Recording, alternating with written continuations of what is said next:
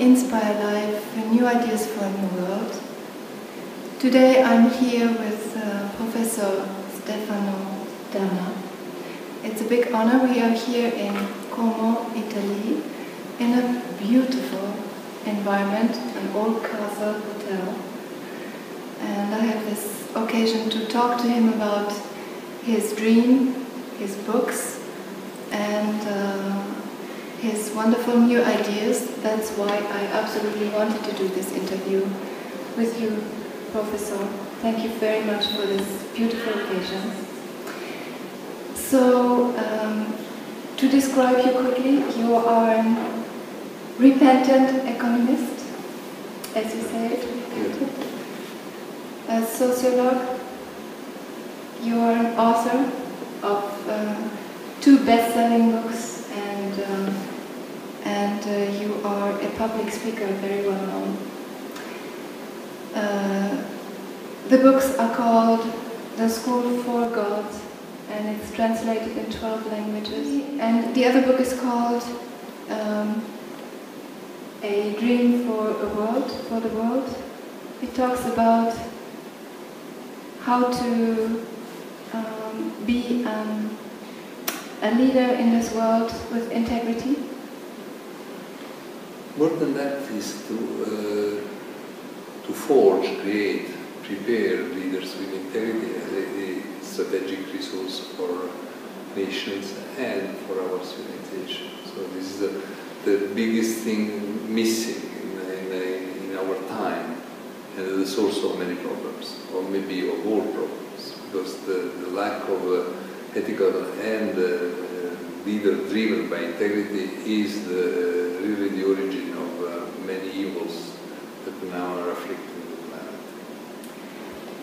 I absolutely agree. Now let's first maybe go to the first book, which is called A School for God.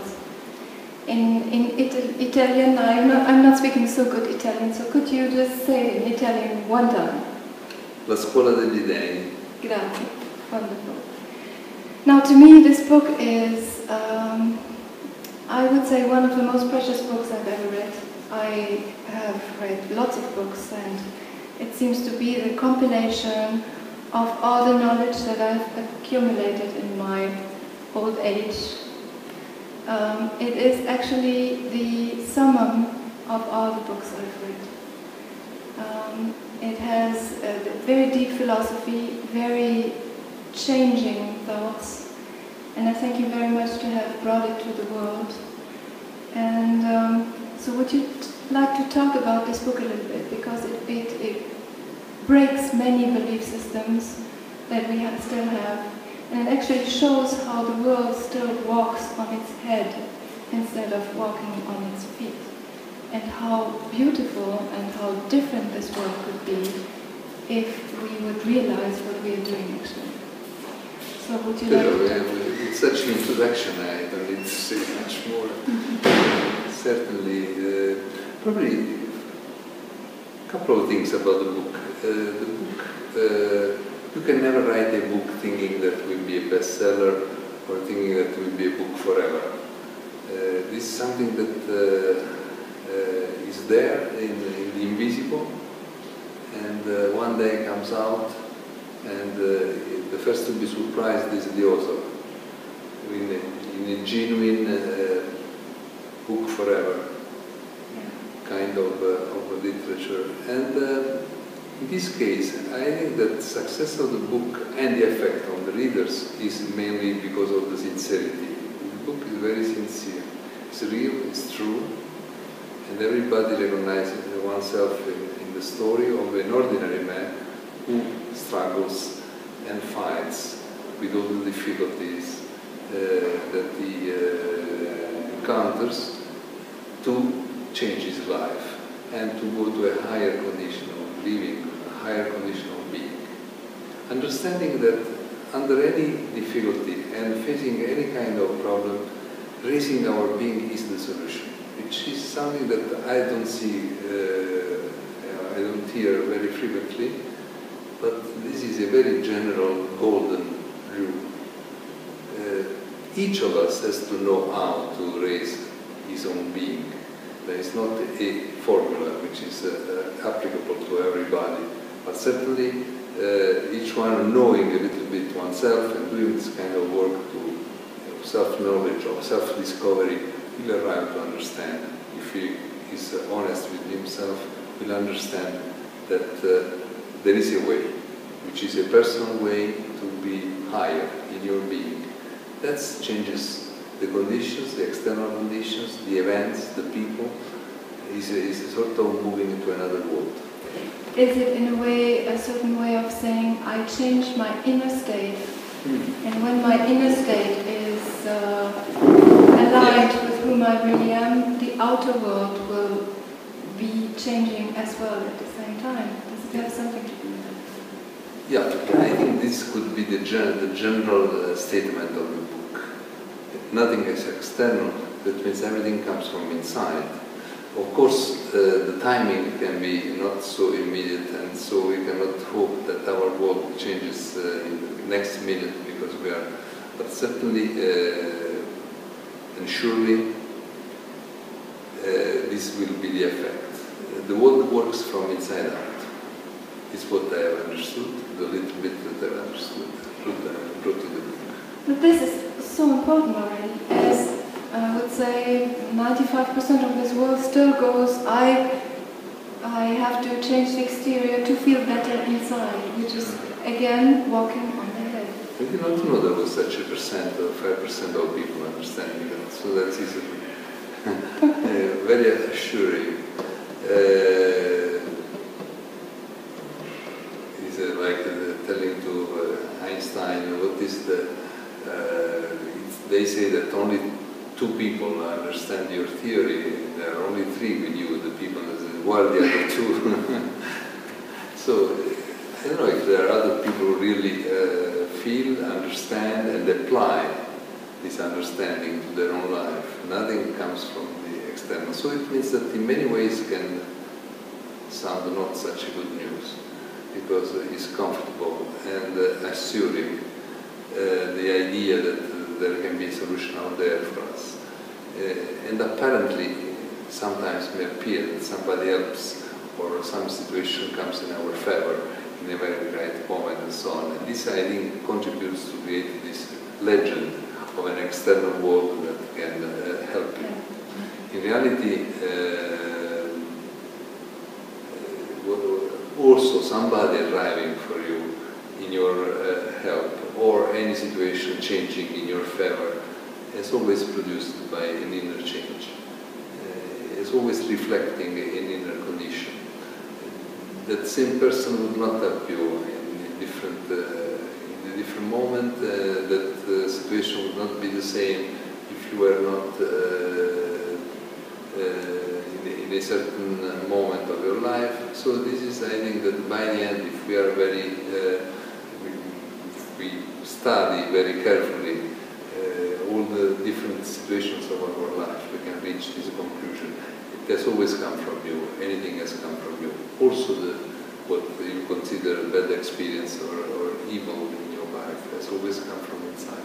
So I would say, if I would like to give a general understanding of this, that nothing can happen in your life. It doesn't go through your psychology. First has to go through your psychology, and then it may appear. It's impossible that you need something that's not crossed your psychology. So we have a sort of possibility of prevention. But this is very uncomfortable, I imagine, for many people to say, I have the full responsibility for what is happening to me and how I create the outer world. As you say as well, Stefano, is the world is as you see it. So, what is as you really see? Yes, the world is such because you are such. It is as you are. So when we change, the world has to change around us. It may take a little time, and we don't have enough trust and faith in what we are doing. We can believe that it's not happening. But if we we believe in what we are doing and we make the right effort, we can say that from inside we will see the change happening and being visible. It's a sort of visibilia ex invisibilibus, that is the Latin motto to say, well, anything that we see comes from the invisible. But probably the better way to word it is that everything that we see has first happened inside you, where we say that there is the invisible, the invisibility of a man. The invisibility of a man are his thoughts, feelings, emotions, attractions. And when you change this, and you will see also the change outside. But I think that we have two possible philosophies in life, two possible ways to see into the world. Either we have the power to change things from inside, or things have the power to change you from outside. Now, it's not a matter of say what is true. It would be nice to know what is true, but let's say what is useful, which is much easier. As a former economist, still I can use some of the old school. If you believe that things come from outside, the solution comes from outside, then you have to live in fear. You have no other alternative, because of course you are controlled by external forces. And if anything could happen. And under these conditions we live in fear, and there is no alternative. If you, and that's not, I don't want to say what is true, but what is useful. I think it's much more useful to think that you control your life from inside. For me, it's more comfortable to think that illnesses are mental, because they come from us, than to think that anything can happen to me anytime, and I cannot do anything about it. So it empowers me, the idea that the world works from inside out. Though I feel the weight of this responsibility, which is quite heavy and difficult to accept. So most of humanity, you can see also in the common language, much more prefer to accuse, justify, complain, which are the ordinary attitude of people, because believing that things come from outside, you have all the space to complain, accuse, and justify, and even to pity yourself. It is very empowering, and yet you are weighed down a little bit with this responsibility. But then again, it's a game, it's like a dance, and it's a different game than it was before. And I also think there's a different paradigm about fears. You just talked about this very shortly, about the fear. Yeah. What would you like to say about this one? Because I think it's very inspiring what you have to say about this, how we see the world also upside down about fear, and how we create afterwards the events that come to us because of this inner state we have, which is fearful or doubtful. I was considering that in the Greek society, the ancient Greek society, they had made a lot of effort in fighting death, in believing in immortality, in believing there was a special species of beings, that were the gods, that had an immortal life, immortal existence, and they lasted forever. Even the concept, just the concept of eternity, immortality, infinity, gave a lot of power to that culture, and brought a lot of inspiration to their art, music, theater, and so on. The idea that we can defeat death, and we have the capacity to do that, is the great message, I think, the greatest message that we have received in the roots of our civilization. As death comes from two factors. One is time. The other one is called fear. These are the two conditions which are in equation, because fear and time are certain. They are the producer of death. So in which way they decide to defeat and fight and defeat possibly death was with the warriorship, eliminating fear by education to be a warrior. and we have an education to be a warrior with the O. Yeah. And the education to be a warrior with the A. So that was a huge difference. And the other way is to defeat time. First of all, considering time an honorable god, eating his own children. So Chrono was so imagining that time was such an honorable god. They also defined exactly what was their attitude toward time. So time was a killer, and to be a child of time would mean to be devoured by time. So not to believe in time. How can we defeat time? How can we fight time? That was the great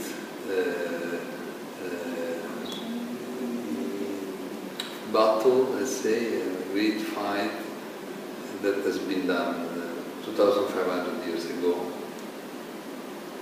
on the coasts of Attica, where and we are children of that fight, we are children of that heritage.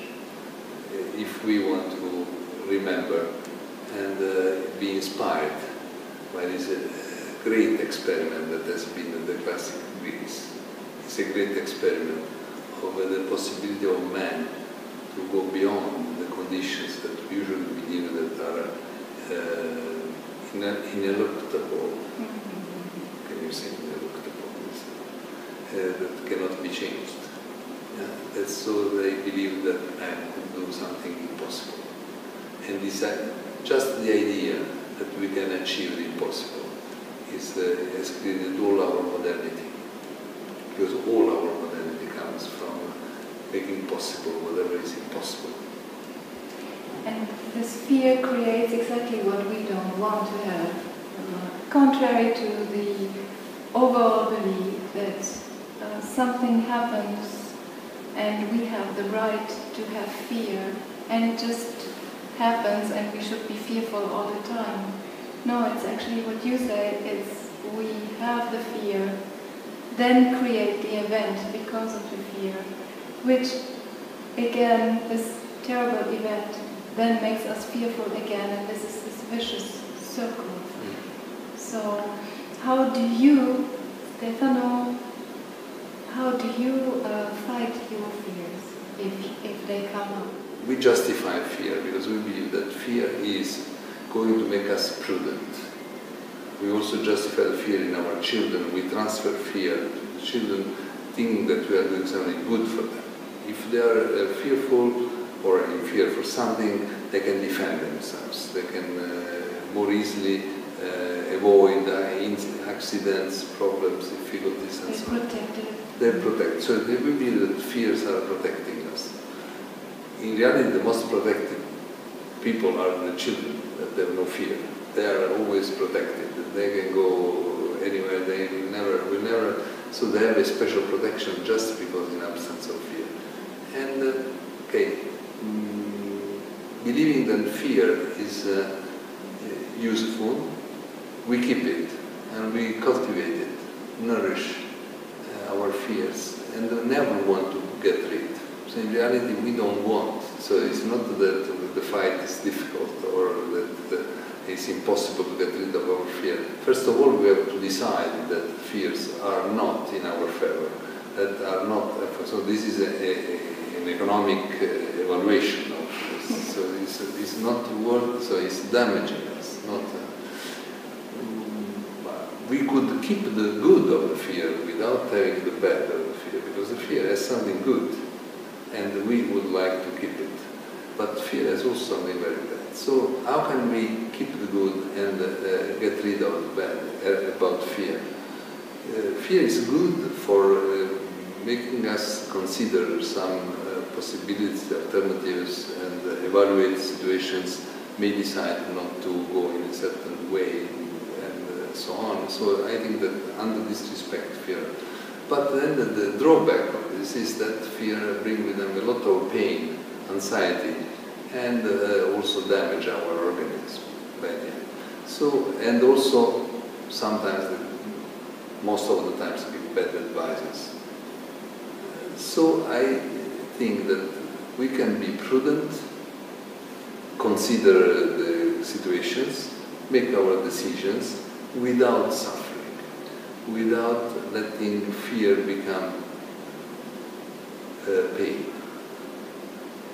When we understand that something that we have to decide about, something that we have to do about, is becoming painful, we are transforming an attitude of prudence, wisdom, which is necessary in life, we are transforming it into fear.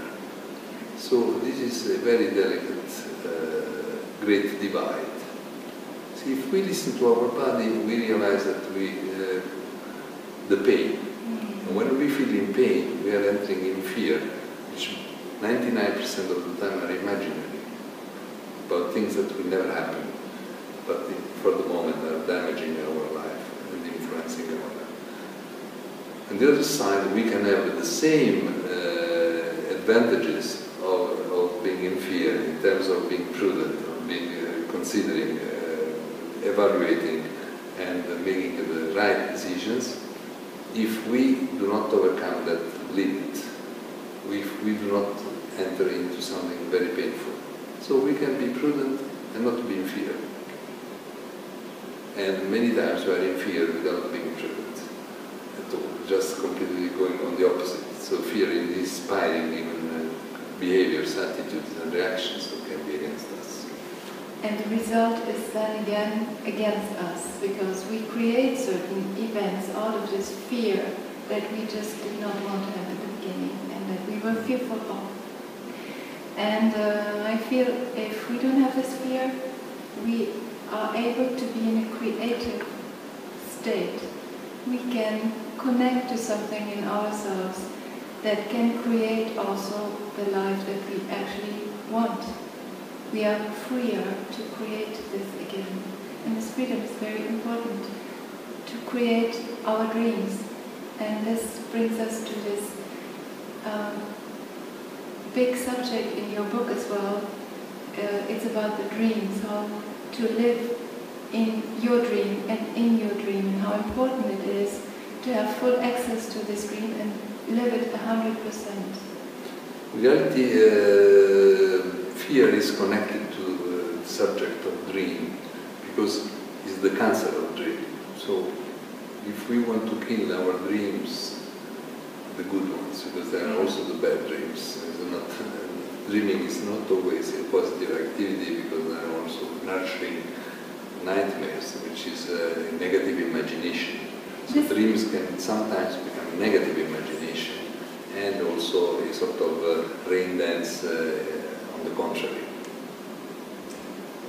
And this is also a belief that you have talked about. We often think we live our dreams, but actually, if we really control ourselves and really observe them, we realize it's our nightmares that we live. We think many times in very negative emotions and spread them out, and actually our life is a nightmare because we don't dream our dreams but our nightmares, and that's what we live in also. Yeah, negative imagination is very evident.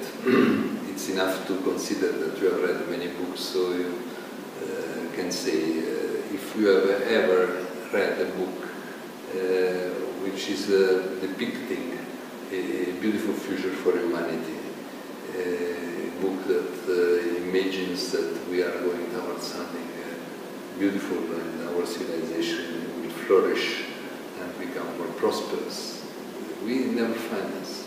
Not a movie, not a book, which is the imagination that we have about our future. So any science fiction movie is depicting the disaster. We are like somebody going around saying, I will die soon, I will disappear, I will get sick very soon, I will be incurable in a very short time. Without even realizing it. Yeah, that's of course, because when we realize, we cannot be negative. So whatever we understand and deeply cannot damage us. We can be only damaged by something that we cannot control, cannot understand, which is unconscious.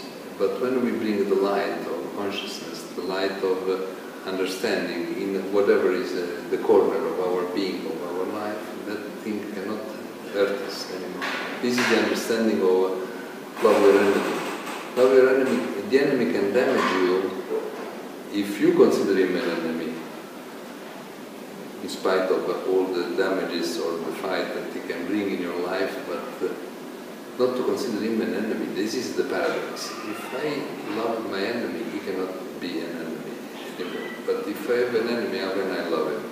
So I cannot come out of this paradox. But if I take a position from above and I look at this fight, I don't belong to the fight, but I look at it from above, I can see that this fight is very productive and very useful.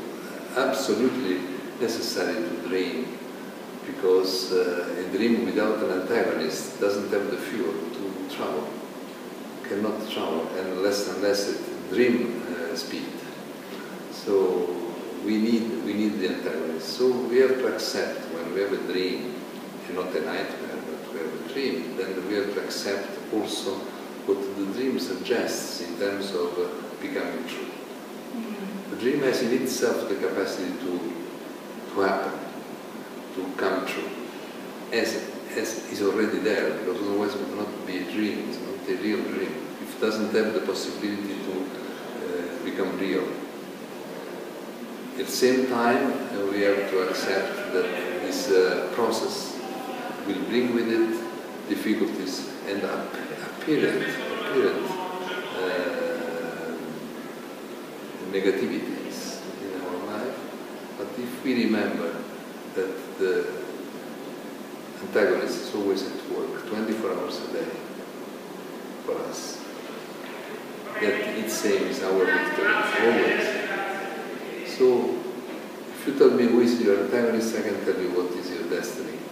A big antagonist is a great and immortal one, especially. Somebody who really hates you and would like to see you destroyed, wants to eliminate you, is your powerful engine to travel. So if you don't have any, you should make it. You should build one. This is powerful, and the antagonist cannot be stronger than you are yourself. No. This is important to know also. Yeah, never. Yeah. So I'm lucky, I have quite a strong antagonist, always looks after me carefully, night and day, never stops, trying to make sure that it isn't bothering me enough or even destroying the resources. Apparently in a very destructive way, but each time that it moves in that direction, each time that he invents something to damage me, that's a moment of prosperity. So when you understand that, you really could hire him. He could even send me an invoice, and I should be paying it, because he does a job that is unpayable, really. So to every dream, as I understand you well, there's a price to pay. Yeah. And if possible, or best would be in advance. No best, it's always in advance. Always in advance. It would be too easy. Too easy to have your dream realized and then you have your bill, because then by the end you say, okay, you may discuss the price, but you would always say yes. No, first you pay. That is believing before seeing. First you believe and then you will see. This is the law of the dream. This is the art of the dreaming. Any dreamer has first believed and then has seen. Sometimes has not even seen, because that is before, but he has already seen inside himself that that thing was going to happen, because there is certainty, sort of remembering the future in a dreamer. And there are so many, and me too, in the beginning I said, I want this dream, and I have this dream. I'm surprised it doesn't come true. But actually I have not paid the price before. I did not believe 100% was possible. I was not prepared to pay the price that it would include. And because sometimes we think it's too high, but the price is never too high. The dreamer knows that the price is always right. Paying means commitment. Paying in advance means commitment. thoughts. And I say, how is it possible that we ignore, we don't see that anything comes from dreaming?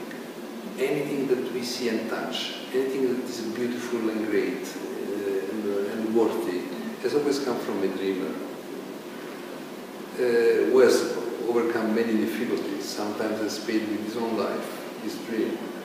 Now, if we know and we are aware of this, how is it possible that our universities are keeping the dream, the art of dreaming, the study of dreaming, and the study of dreamers, and let's forget about producing dreamers, out of their doors, out of their beautiful gates? Sometimes they are beautiful gates. They keep the dream out of it.